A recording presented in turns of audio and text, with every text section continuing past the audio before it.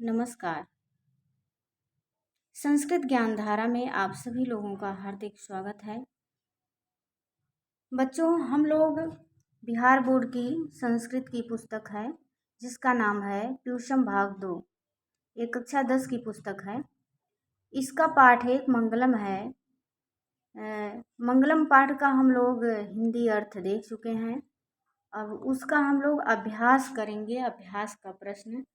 तो हम जानते हैं कि आप सभी लोग हिंदी में जो शब्दार्थ है दिया है इसको इग्नोर करते हो, इसका अर्थ नहीं देखते हो, जबकि यह बहुत महत्वपूर्ण है। महत्वपूर्ण इसलिए है, जब तक आपको अर्थ नहीं आएगा तब तक आप श्लोक का, जब एक एक शब्द का अर्थ नहीं आएगा तो श्लोक का अर्थ नहीं निकाल पाओगे। दूसरी बात, अभ्यास में आपके कुछ ऐसे प्रश्न दिए रहते हैं जिसका पर्यायवाची पूछ लेता है या समानार्थी पूछ लेता है कि इसका समानार्थी बताओ या हिंदी में अर्थ बताओ। और जब अर्थ आता रहेगा तभी आप प्रश्न समझ पाओगे। जब प्रश्न नहीं समझ पाओगे तो उसका उत्तर नहीं दे पाओगे। इसलिए हम लोग शब्दार्थ का भी अध्ययन करेंगे। उसके बाद जो अभ्यास के प्रश्न दिए गए हैं क्रमशः सबका अध्ययन करेंगे। एक एक प्रश्न का अध्ययन करेंगे, कोई भी प्रश्न छूटने वाला नहीं है। तो इसी कड़ी में हम लोग देखते हैं शब्दार्थ को। पहला शब्द है हिरण्मयन। हिरण्मयन, इसका समानार्थी शब्द है संस्कृत में स्वर्णमयन या ज्योतिर्मयन। हिंदी में अर्थ है सोने सा या ज्योतिर्मय। अगला शब्द है पात्रेण। इसका संस्कृत में समानार्थी है आवरणेन और हिंदी में अर्थ होगा पात्र से या आवरण से। अगला शब्द है सत्यस्य। सत्यस्य, इसका संस्कृत में समानार्थी शब्द होगा ऋतस्य और हिंदी अर्थ होगा सत्य का। देखिए, रूप भी बहुत महत्वपूर्ण होता है, शब्दों का रूप और कारक। यहाँ सत्यस में षष्ठी विभक्ति एक वचन है, ऋतस में षष्ठी विभक्ति एक वचन है और षष्ठी विभक्ति का जो कारक चिन्ह होता है का होता है। वैसे तो संस्कृत में षष्ठी विभक्ति को विभक्ति नहीं, कारक नहीं माना गया है। संस्कृत में छह ही कारक माने गए हैं, लेकिन इसका कारक का चिन्ह आपको याद होना चाहिए। जो षष्ठी विभक्ति का कारक चिन्ह है का, के, की, रा, रे, री, ना, ने, नी है। तो यहाँ जब षष्ठी विभक्ति हम पहचान लेंगे सत्य से तो हम उसका हिंदी में अर्थ भी निकाल लेंगे। जैसे सत्य पता है, सत्य माने सत्य होता है, तो सत्य से षष्ठी विभक्ति एक वचन, सत्य का, ऋतस्य सत्य का। अगला है अपहितम। अपहितम का संस्कृत समानार्थी होगा आच्छादितम। क्या है? आच्छादितम। और इसका हिंदी अर्थ होगा ढका हुआ। अगला शब्द है मुखम। मुखम आस्यम या द्वारम, द्वितीय विभक्ति एक वचन है, मुख द्वार। अपावृणु। अपावृणु या अपसारय, अगर इसका पूछ लिया जाए अपावृणु का समानार्थी शब्द बताओ संस्कृत में, तो क्या बताएंगे? अपसारय। अगर हिंदी अर्थ पूछा जाए तो क्या बताएंगे? हटा दें। अपसारय माने हटा दें या दूर कर दें। अगला है सत्य धर्माय। सत्य धर्माय, इसका समानार्थी शब्द है सत्य धर्मवते। यहाँ चतुर्थी विभक्ति एक वचन है। देखिए, सत्य धर्माय में चतुर्थी विभक्ति एक वचन है और सत्य धर्मवते में भी चतुर्थी विभक्ति एक वचन है। और इसका अगर हिंदी अर्थ पूछा जाएगा तो क्या लिखेंगे? सत्य धर्मवान के लिए। अगला है दृष्टये या उपलब्ध है। इसमें भी चतुर्थी विभक्ति एक वचन का प्रयोग है दोनों शब्दों में, दृष्टये या उपलब्ध है। इसका हिंदी अर्थ पूछा जाएगा तो प्राप्ति के लिए होगा। क्या होगा? प्राप्ति के लिए। अगला है अड़ोह। अड़ोह, यहाँ पंचमी विभक्ति एक वचन है और सूक्ष्मात। सूक्ष्मात भी पंचमी विभक्ति एक वचन है। अब आप लोग सोच रहे होंगे कि यहाँ अड़ोह है, यहाँ सूक्ष्मात है, तो कैसे होगा? नहीं, इस ऐसे ही आप लोग एग्जाम में गलत करेंगे। अगर पूछ लिया जाएगा अड़ोह में कौन सी विभक्ति है तो आप लोग गलत लगा देंगे, द्वितीय विभक्ति लगा देंगे या षष्ठी विभक्ति वचन या सप्तमी विभक्ति दो वचन लगा देंगे। नहीं, यहाँ पंचमी विभक्ति एक वचन है और सूक्ष्मात पंचमी विभक्ति एक वचन है। हो जाएगा सूक्ष्म से सूक्ष्म। आगे देखते हैं।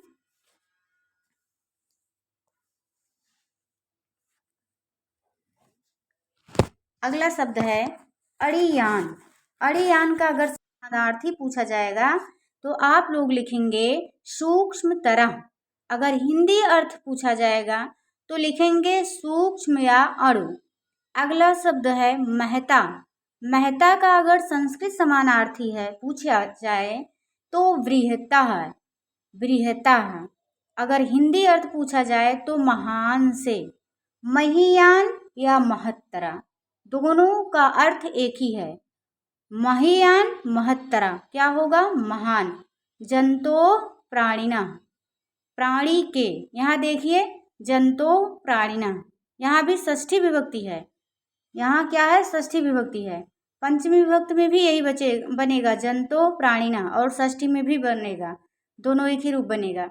तो यहाँ क्या होगा? प्राणी के, यहाँ क्योंकि कारक का चिन्ह क्या आया है? के, प्राणी के संबंध आया है। अगला है गुहायाम। गुहायाम सप्तमी विभक्ति एक वचन है, हृदय भी सप्तमी विभक्ति एक वचन है, दोनों समानार्थी हैं। गुहायाम या हृदय दोनों समानार्थी हैं। दोनों का अर्थ पूछा जाएगा तो लगाएंगे आप लोग हृदय रूपी गुफा में। अगला है बीत शोका या शोक रहिता। इसका अर्थ होगा शोक रहित। शोक रहित यानी कि जिसका शोक चला गया है, जिसका शोक दूर हो गया है। अगला शब्द है पंथा या मार्गा, मार्ग या रास्ता। अगला है बीतता। बीतता या विस्तीर्णा, इसका हिंदी अर्थ होता है विस्तार होता है। अगला है शंदमाना या प्रवहंत्या, इसका अर्थ होगा प्रवाहित होती हुई या जाती हुई। अगला है अनृतम या असत्यम, इसका अर्थ होता है मिथ्या या झूठ। अत्येति का समानार्थी होगा पारंगच्छति। पारंगच्छति या पार कर जाता है, इसका हिंदी अर्थ होगा पार कर जाता है। अत्येति माने पार कर जाता है। अब हम लोग देखेंगे व्याकरणात्मक अभ्यास में है संधि विच्छेद। संधि विच्छेदा यानी कि संधि विच्छेद। संधि विच्छेद देखते हैं हम लोग फटाफट। आगे बढ़ते हैं, प्रश्न उत्तर पर आते हैं। एक निगाह देख लेते हैं। इसमें से हो सकता है एग्जाम में पूछा जाए, क्योंकि पहला जो चैप्टर होता है वो बहुत महत्वपूर्ण होता है। परीक्षाओं में वहाँ से प्रश्न जरूर पूछा जाता है। तो जो पहला चैप्टर है मंगलम, आप लोग उसका वीडियो कर लें। सत्य से अपहितम, इसका हम संधि विच्छेद तोड़ेंगे, इस शब्द को हो जाएगा सत्य से अपहितम। तो यहाँ अका सवड़े दीर्घा से कौन सी संधि हुई? दीर्घ संधि हुई है। यहाँ देखिए आ और आ मिलकर के दीर्घा हुआ है, तो इसलिए यहाँ दीर्घ संधि है। आप लोगों को संधि डिटेल में पढ़ाया जा चुका है।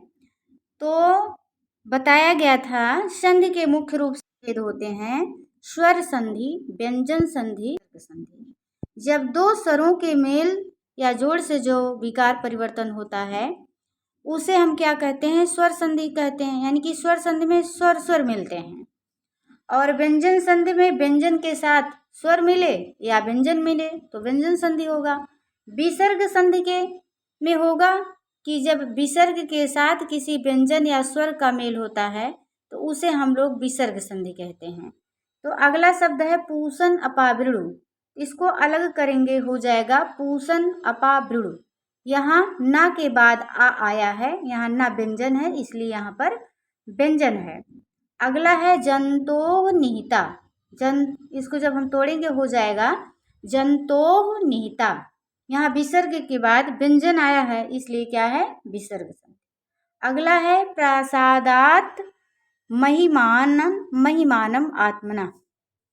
प्रसादान महिमानम आत्मना, संधि विच्छेद क्या है? प्रसादात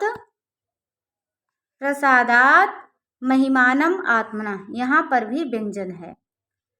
अगला है नानृतम, जब इसको हम तोड़ेंगे हो जाएगा ना धन अनृतम।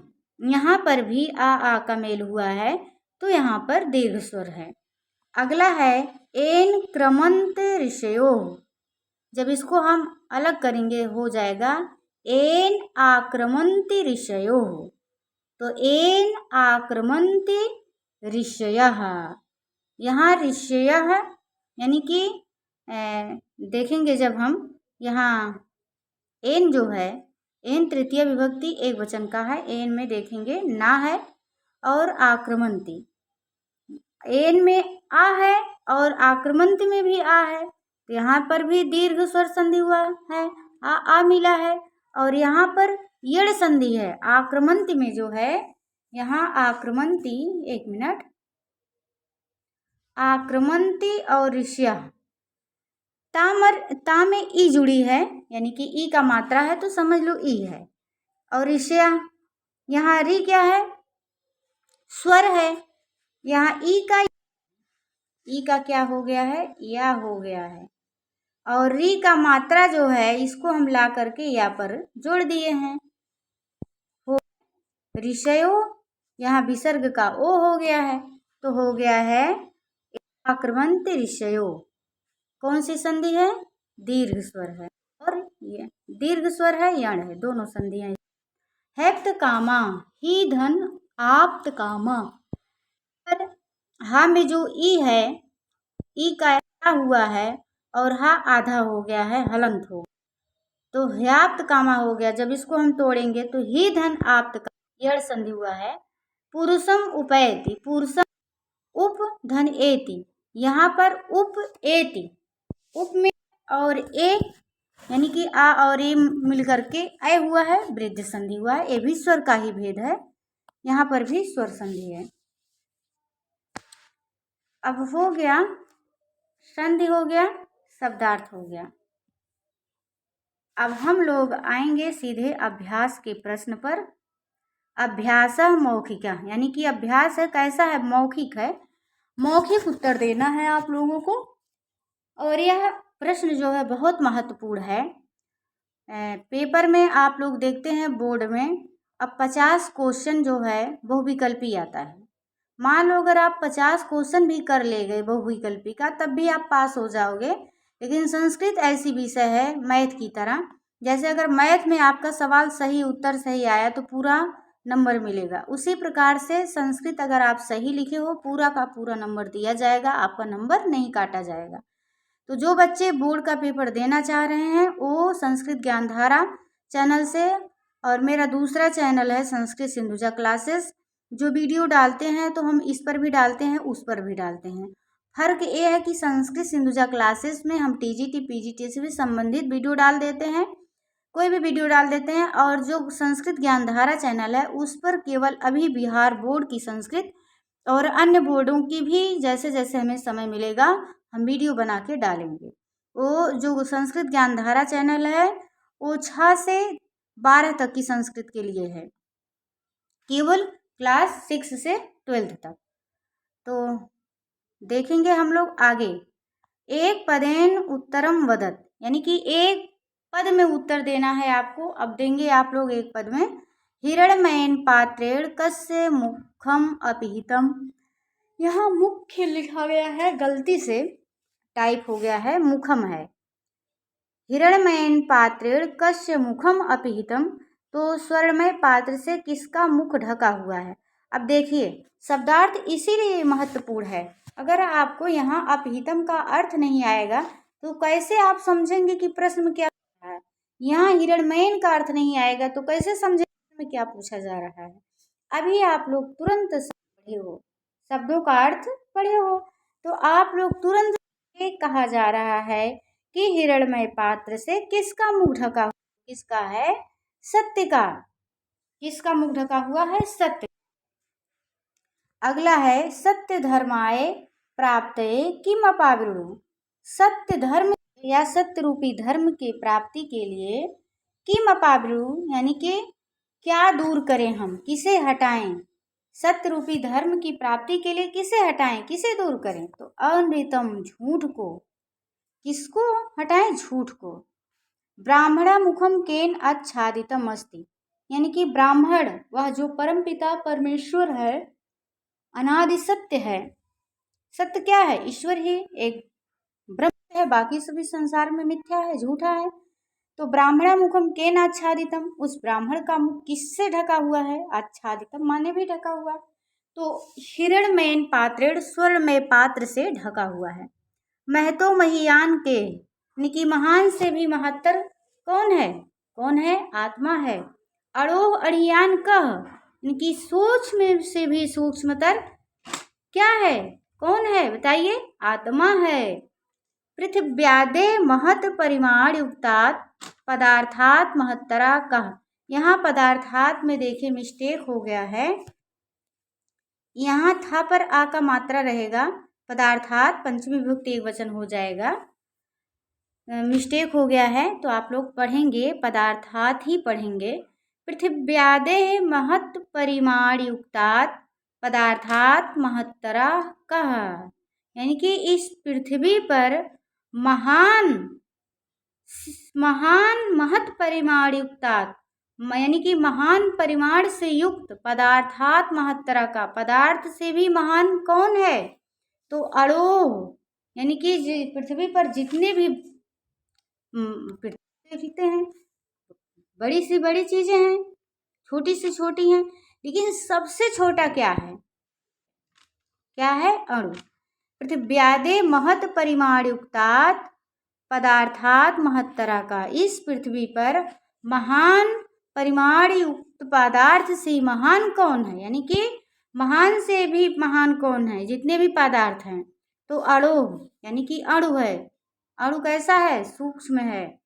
कीदृशा पुरुषा निजेन्द्रिय प्रसादात आत्मनः महिमानं पश्यति शोक रहितश्चा भवति। कीदृशा पुरुषा निज इंद्रिय प्रसादात, यानी कि कैसे पुरुष या कैसा पुरुष अपनी, निज माने होता अपने, इंद्रिय प्रसादात इंद्रियों के प्रसाद से आत्मना महिमानम पश्यत, यानी कि आत्मा की उस आत्मा की महिमा को पश्यत देख लेता है या जान लेता है। शोक रहितश्च भवति, और शोक रहित हो जाता है। यानी कि कैसा पुरुष अपने इंद्रियों के प्रसाद से उस महान आत्मा को जान लेता है और शोक रहित हो जाता है। तो कैसा पुरुष? ऋषिया, यानी कि ऋषि लोग। किम जयम प्राप्नोति, कौन जय को प्राप्त करता है? यानी कि कौन विजय को प्राप्त करता है? सत्य। आप लोग जानते हैं कि जो हम मंगलम पाठ है वह विभिन्न उपनिषदों से लिया गया मंत्र है। सत्यमेव जयते, इसी में आया है सत्यमेव जयते, और यह आज के लिए ही महत्वपूर्ण नहीं है, यानी कि हाई महत्वपूर्ण नहीं है। आगे जब आप संस्कृत को लेकर के कंपटीशन देंगे, आगे टीजीटी, पीजीटी, यूजीसी, नेट की तैयारी करेंगे, और वनडे एग्जाम में भी कहीं कहीं ये प्रश्न इतना यूनिक हो गया है, पूछा जाता है कि सत्यमेव जयते किस उपनिषद से लिया गया है। तो जनरल नॉलेज में भी पूछा जाता है। तो सत्यमेव जयते कहाँ से है लिया गया है? मुंडकोपनिषद से। और ये पूछा जाए मुंडकोपनिषद से संबंधित है तो क्षम्यताम, मुंडकोपनिषद किस वेद से संबंधित है? तो आप किस वेद से बताएंगे? अथर्ववेद से। सभी को पता है कि वेदों की संख्या कितनी है? 4। ऋग्वेद, यजुर्वेद, सामवेद, अथर्ववेद। यानी कि जो यजुर्वेद है उसके 2 भाग किए गए हैं, शुक्ल यजुर्वेद, कृष्ण यजुर्वेद। और सबसे प्राचीन वेद कौन सा है? ऋग्वेद। सबसे अर्वाचीन वेद कौन सा है, यानी कि सबसे बाद का कौन सा वेद है? तो अथर्ववेद। उसी अथर्ववेद से मुंडकोपनिषद संबंधित है। तो मुंडकोपनिषद से लिया गया है सत्यमेव जयते। सत्य की हमेशा विजय होती है, सत्य की जीत होती है। इसलिए बच्चों आप लोग भी सत्य के मार्ग पर चलो, कभी झूठ मार्ग पर ना चलो, असत्य पर ना चलो, झूठ का सहारा ना लो, हमेशा सत्य का सहारा लेना चाहिए। किम जयम ना प्राप्नोति, कौन जय को नहीं प्राप्त करता है, अर्थात कौन विजय को नहीं प्राप्त करता भाई? तो आप लोग पढ़े हैं पीछे मंत्रों में, अनृतम, यानी कि जो झूठ होता है, असत्य होता है, मिथ्या होता है, वो विजय को नहीं प्राप्त करता है। का नाम रूपंच विहाय समुद्रे अस्तम गच्छन्ति, कौन अपने रूप नाम और रूप को छोड़कर समुद्र में अस्त हो जाता है, यानी कि विलीन हो जाता है। तो कौन? नदियाँ, नदियाँ अपने नाम और रूप को छोड़ करके समुद्र में अस्त हो जाती हैं, यानी कि विलीन हो जाती हैं।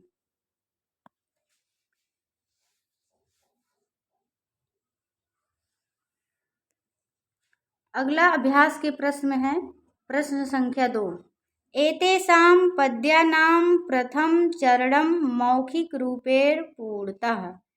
इन पदों के प्रथम चरण को मौखिक रूप से पूरित करना है। अब आप लोग पूरित करेंगे।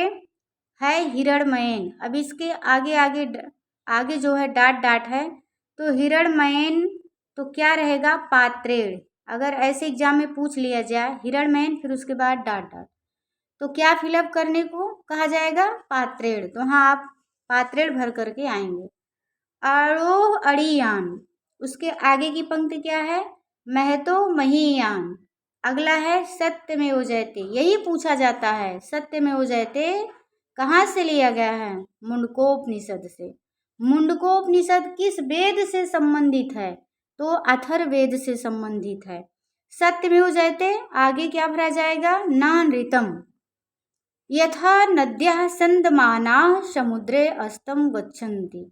यथा नद्यः डाट डाट आगे क्या भरा जाएगा, संदमानाः समुद्रे अस्तं गच्छन्ति।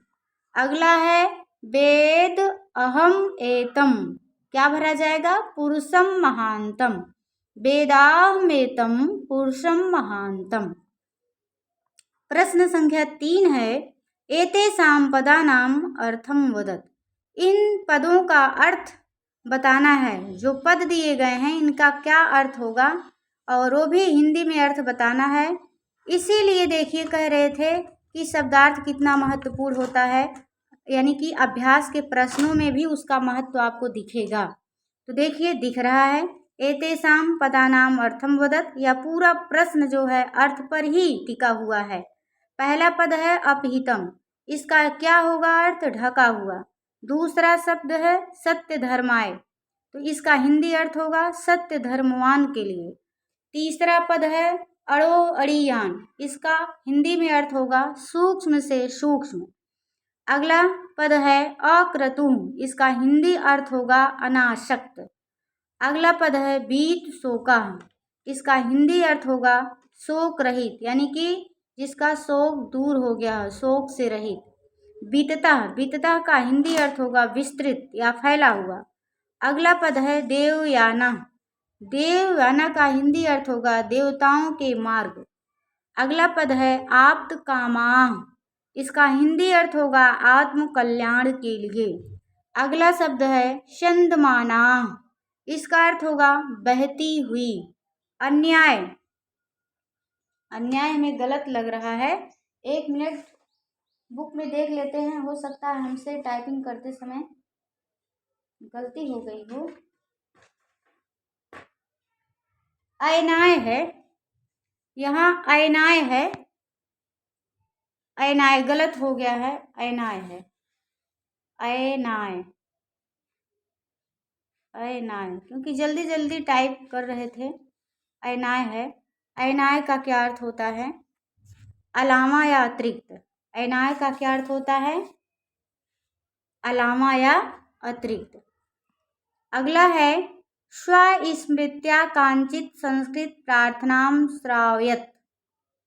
अपनी स्मृति के आधार पर कोई संस्कृत प्रार्थना सुनाओ आप लोग।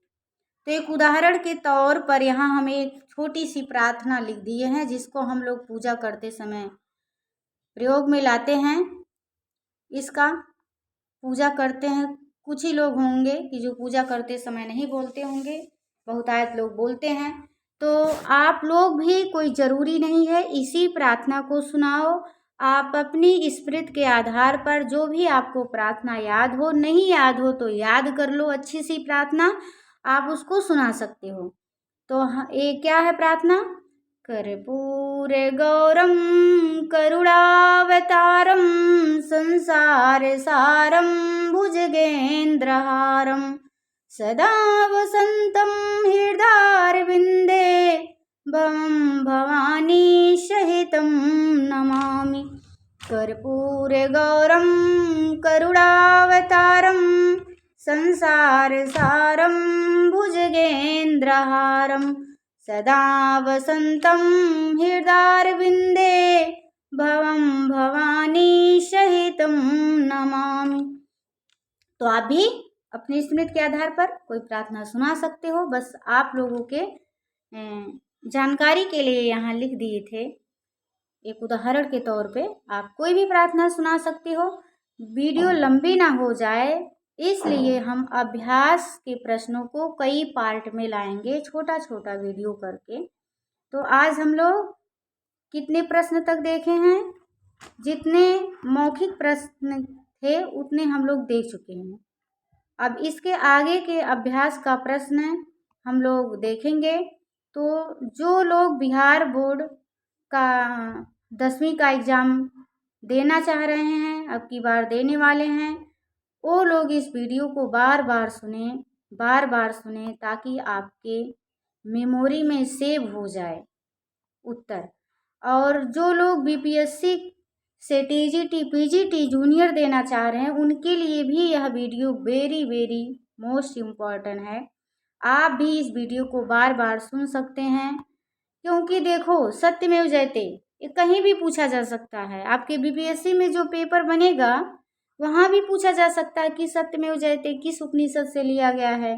हिरण्मयेन पात्रेण ये दे देगा ऐसे डांट डांट करके, यह मंत्र किस उपनिषद से लिया गया है। तो जब आप पढ़े रहेंगे इसको तभी आप बता सकते हैं। ईशावास्योपनिषद ये भी पूछा जा सकता है कि ईशावास्योपनिषद किस वेद से संबंधित है।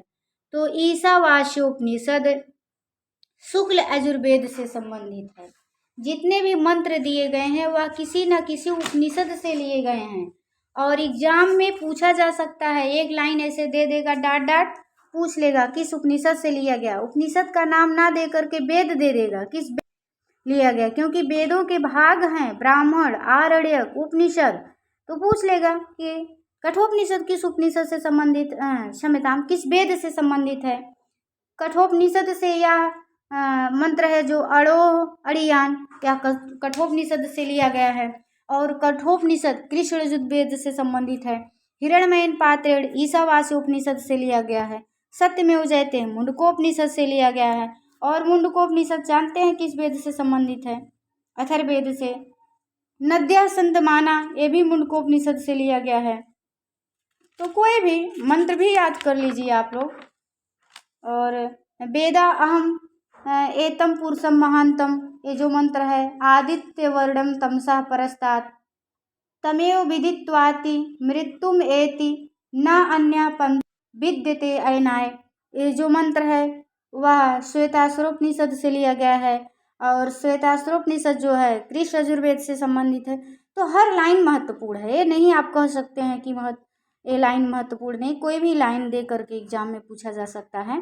तो आज के लिए बच्चों बस इतना ही। हम मिलते हैं किसी दूसरे वीडियो में। तब तक के लिए टाटा बाय बाय। जय हिंद, जय भारत, वंदे मातरम।